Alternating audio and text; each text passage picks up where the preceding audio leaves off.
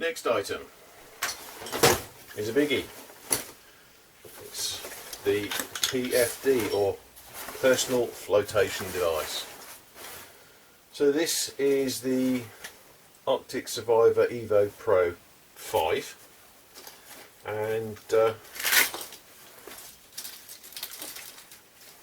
it's rated. This is the extra large, so it's rated up to 120 newtons.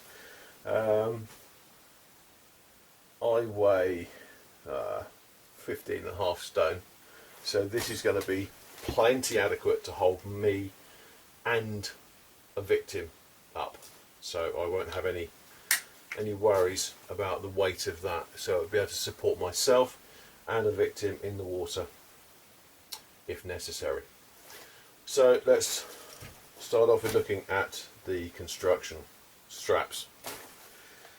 So you've got your fitment straps, which again are all very well stitched on and nice and secure. Also, same with the guide belt. They're all one-handed, so I can loose that off one-handed, no problem. Doesn't matter which hand you use. It has a spring in there, so it's going to come unclipped nice and easily.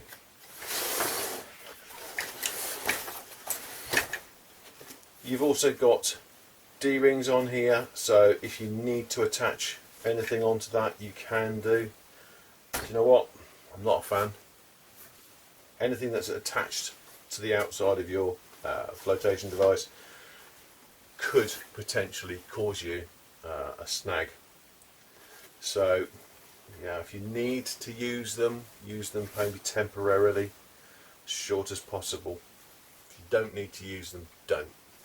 I can't see a reason. I've got pockets, so if I want to keep something carabiners, I'm not going to have carabiners hanging from my pockets, from these, because they're just going to cause a snag possible, yeah, an entanglement possibility. Inside the pockets you've got attachments here, so that if you have got things in your pockets that you want to keep nice and safe,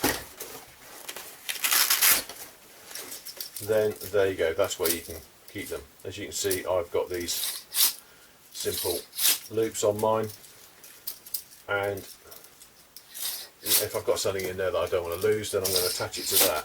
If it causes an entanglement whilst it's out, that's going to snap, and I'm not going to get drowned, so that's no problem. It's a sacrificial attachment.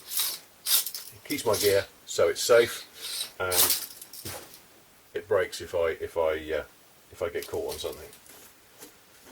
That one is probably going to be for wire cutters. They're going to be the biggest entanglement that my group are probably going to deal with, because we deal with floods, local areas, that sort of thing.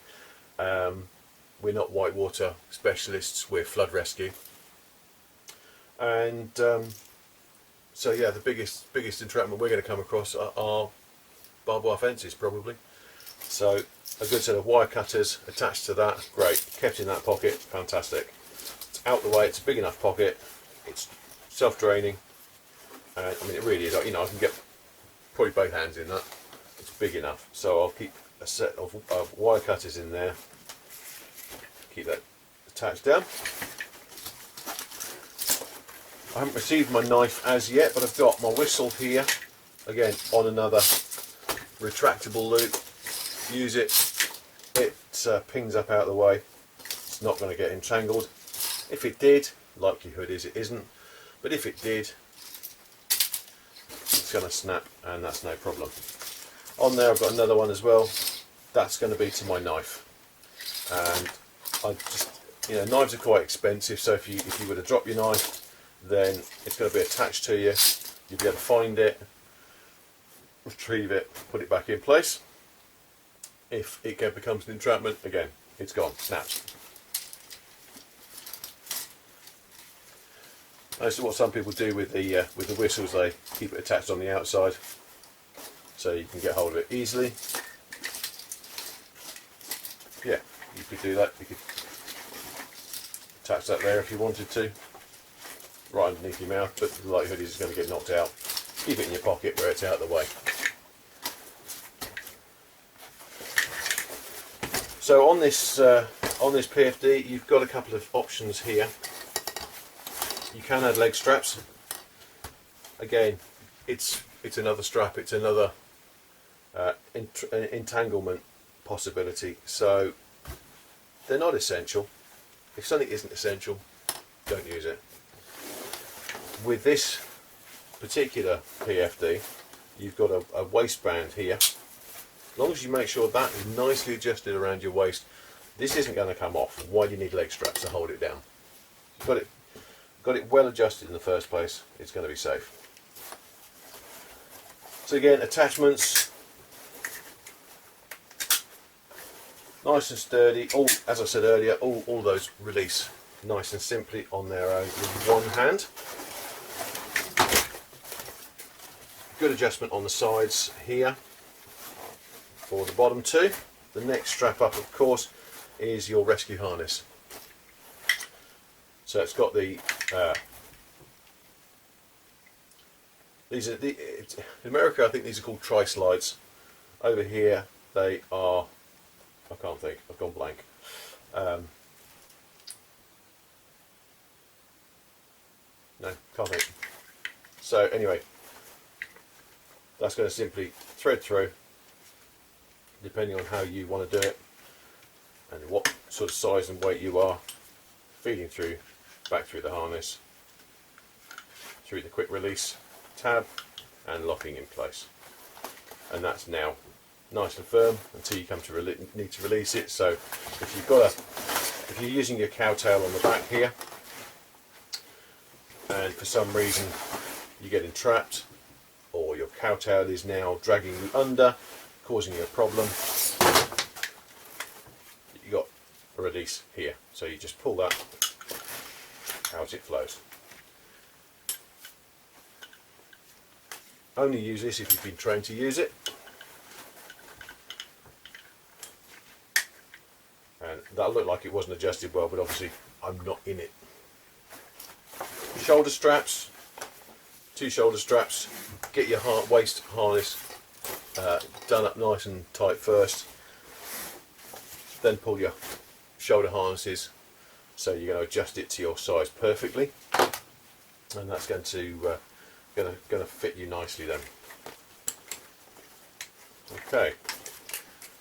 Next thing I've done on this is, for me personally, because a lot of our rescues could be any time of day or night, obviously.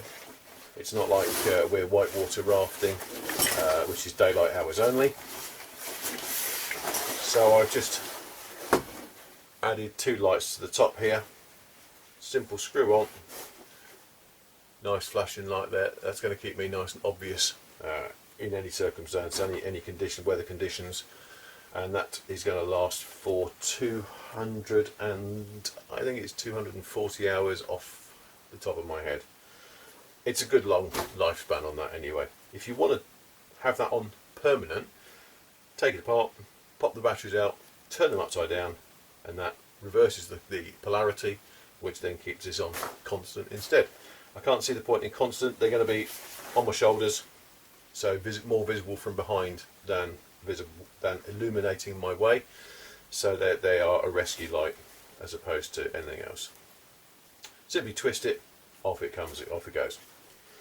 So that's it. So that's the Arctic Survivor Evo Pro 5 and Northern Diver.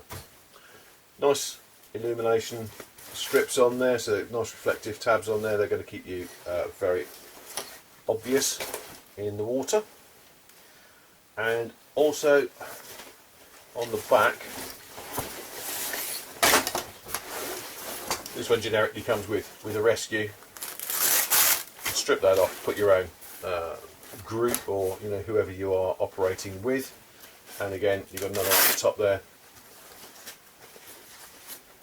with whatever you need to put on there. That's up to you.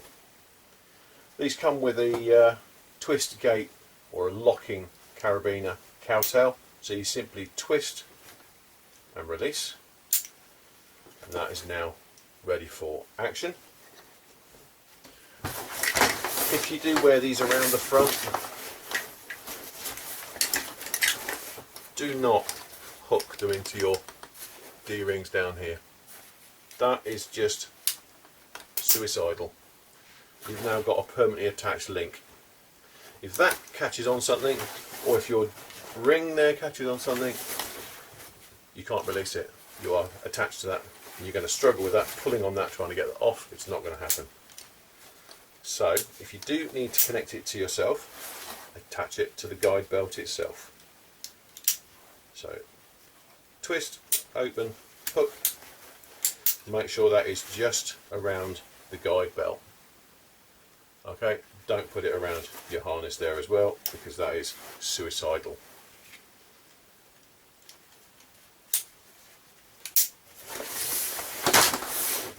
So just to store mine out of the way, at the back, I'm going to attach it on there, and that's now it, that's done. Okay, so that is the Northern Diver Arctic Survivor Evo Pro 5. Once I've used it in anger, then I'll get back to you and let you know what it's like.